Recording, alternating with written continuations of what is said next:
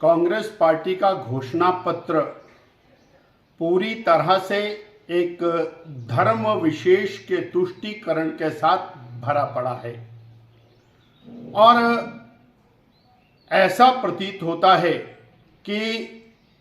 मोहम्मद अली जिन्ना की आत्मा कहीं ना कहीं कांग्रेस में प्रवेश करती हुई दिखाई देती है। केरल की घटना जिसमें मुस्लिम लीग के लोगों ने सड़कों पर आकर नारे लगाए, हिंदू समाज हिंदू जनमानस को, रामायण को, श्री राम को बहुत रच के कोसा और वो मुस्लिम लीग उसके बारे में सर्टिफिकेट दिया श्री राहुल गांधी जी ने कि ये बहुत अच्छी संस्था है। आज देश का प्रत्येक नागरिक ये जानना चाहता है कि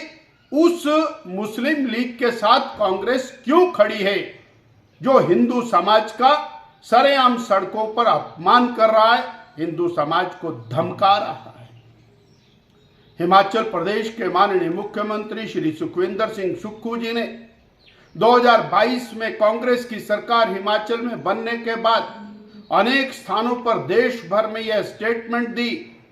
कि 97% हिंदू आबादी वाला हिमाचल प्रदेश, उसके अंदर हिंदूवादी पार्टी को हराकर कांग्रेस ने सरकार बनाई है। आज तक इस बात में कोई स्पष्टीकरण मुख्यमंत्री जी ने नहीं दिया है और वो 97% हिंदुओं को किस कैटेगरी में खड़ा करते हैं इसकी स्पष्टता अभी तक नहीं हुई है। और उन्हीं की राष्ट्रीय पार्टी इंडी गठबंधन के अंदर जिस तरह से लोटपोट है, जिस तरह सनातन का विरोध कर रहे हैं,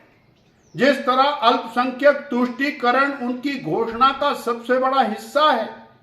जिसमें वो 50% से ज्यादा आरक्षण को बढ़ा करके अल्पसंख्यकों को सुरक्षित संरक्षित करने का वायदा करते हैं, जिसमें पूर्व प्रधानमंत्री सरदार मनमोहन सिंह जी स्पष्ट शब्दों में कहते हैं कि भारत के जो संसाधन है उनके ऊपर अल्पसंख्यकों का प्रथम अधिकार है। यानी भारत का बहुसंख्यक यानी हिंदू समाज, उसके बारे में इस घोषणा पत्र में स्पष्ट लिखा है कि बहुसंख्यकवाद को किसी भी तरह से बर्दाश्त नहीं किया जाएगा। कांग्रेस पार्टी का घोषणा पत्र पूरी तरह से एक धर्म विशेष के तुष्टीकरण के साथ भरा पड़ा है और ऐसा प्रतीत होता है कि मोहम्मद अली जिन्ना की आत्मा कहीं ना कहीं कांग्रेस में प्रवेश करती हुई दिखाई देती है। केरल की घटना जिसमें मुस्लिम लीग के लोगों ने सड़कों पर आकर नारे लगाए, हिंदू समाज हिंदू जनमानस को, रामायण को, श्री राम को बहुत रच के कोसा और वो मुस्लिम लीग उसके बारे में सर्टिफिकेट दिया श्री राहुल गांधी जी ने कि ये बहुत अच्छी संस्था है। आज देश का प्रत्येक नागरिक ये जानना चाहता है कि उस मुस्लिम लीग के साथ कांग्रेस क्यों खड़ी है जो हिंदू समाज का सरेआम सड़कों पर अपमान कर रहा है, हिंदू समाज को धमका रहा है। हिमाचल प्रदेश के माननीय मुख्यमंत्री श्री सुखविंदर सिंह सुक्खू जी ने 2022 में कांग्रेस की सरकार हिमाचल में बनने के बाद अनेक स्थानों पर देश भर में यह स्टेटमेंट दी कि 97% हिंदू आबादी वाला हिमाचल प्रदेश,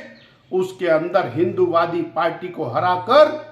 कांग्रेस ने सरकार बनाई है। आज तक इस बात में कोई स्पष्टीकरण मुख्यमंत्री जी ने नहीं दिया है और वो 97% हिंदुओं को किस कैटेगरी में खड़ा करते हैं